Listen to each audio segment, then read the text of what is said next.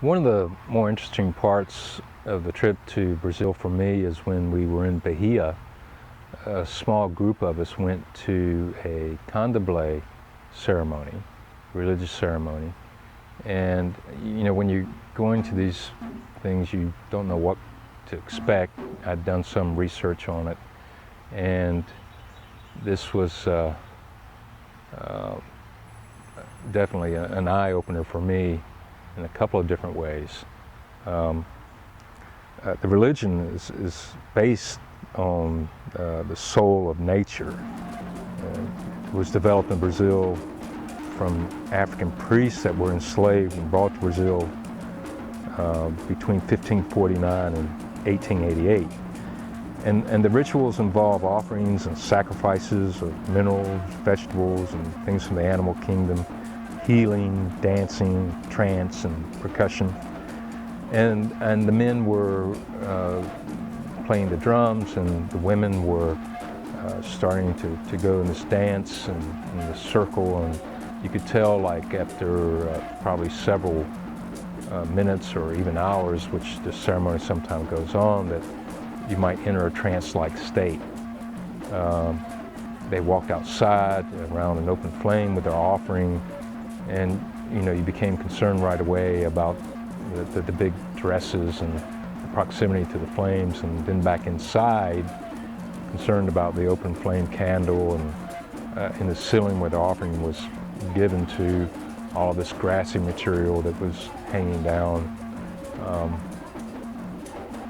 But through it all, I felt very comfortable. I felt very much in place. One of the handlers did come over and ask me to stop filming. So I kind of got the impression that even today that some people are uncomfortable with the practice and the religion, and you know, it's just not as commonplace as you would think, or open as you would think. About 2 million people in Brazil are said to practice in some form, but it's also practices in other parts of the world. And a lot of governments had banned it. The Catholic Church has been really critical of it. And you know, it does have a following, and you know, it really spurred me to want to do more research, to want to know more about the religion. And I've been so fortunate to go all around the world and see so many different religious practices. It just, again, reminded me that no matter where you go in the world in humanity, that there's always this search for some spiritual connection.